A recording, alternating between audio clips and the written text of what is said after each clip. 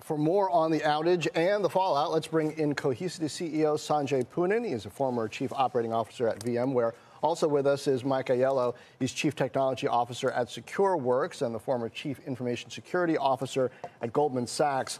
Guys, you guys know this space as well as anyone, better even. Mike, starting with you, Secureworks services small and medium business. In what ways were you getting customer reaction to this? And does it at all change this mindset I was hearing more about around consolidation? Boy, we just want to deal with one of these platforms, like maybe a CrowdStrike, versus having multiple point solutions.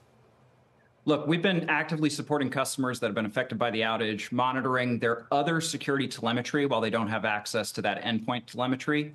It's important that we believe they've got multiple layers of security, from endpoint to network to email to identity. To your comment about consolidation, we believe this is an opportunity that's going to cause companies to think about their endpoint strategy overall. We believe that vendors and platforms that take open approaches are well positioned as organizations reevaluate their endpoint strategy over the coming weeks. A core component of what we do here with our strategy is to be open without compromise, meaning we make it simple to deploy and work with almost any combination of security controls and vendors. And we work on eliminating the complexity and give customers maximum flexibility as they evaluate the changing landscape. And Sanjay, you there at Cohesity, backup and recovery, storage, have a lot of customers both in the security space and just affected by this. What were you hearing today from them about the scale of this outage and how it might change the way companies need to engage with the enterprise going forward? Yeah, thank you, John, for having me. Listen, this is a tough day. Very rarely do you have a system issue that causes a blue screen of death that's so pervasive. I've been talking to CIOs, CISOs today, including Microsoft execs, and George Kurtz himself. We're close partners with CrowdStrike. And my years at VMware taught me that whenever you've got invasive software that touches the operating system, VMware was one of them, and now you're starting to see how critical CrowdStrike is. Those responsibilities come with a great amount of accountability. I'm glad that George earned it. Here at what we've been doing is just focused on a keyword: resilience. I think this is a lesson of how, when these things happen, this was non-nefarious, but it could be nefarious next time. We need to find a way by which we could recover systems. There's ways by which we can do this in a lights-out management that I think the industry needs to reflect on. How do we make sure that we don't have to have a manual recovery? Many of these Windows systems, like the airlines, the hospitals, all had to. And then the data recovery part we do, at Cohesity very well. We've been helping customers. But before you even get to data recovery, which we do well, you've got to get the systems up. And there's going to be a lot of reflection from Microsoft and CrowdStrike and many of the other players in this ecosystem. It doesn't happen on Mac and Linux, but we've got to make these systems a lot more resilient. Michael, we talk a lot about the resiliency, or maybe lack thereof, of the physical supply chain. But when we talk about the software supply chain, should we be having the same conversation? Absolutely. So as a security company, we actually think of security as a subset of resiliency. The cause of an outage doesn't really matter to the organization. It doesn't matter if it was caused by ransomware, a bug, an operational outage. They're still down. So in cases where we worry about physical supply chain infrastructure, upstream vendors, whether they're security or other vendors, are important as you think about your overall resiliency strategy as a company. So Sanjay, when we talk about some of the things that lessons learned and things that are going to need to be implemented here, how quickly can that happen?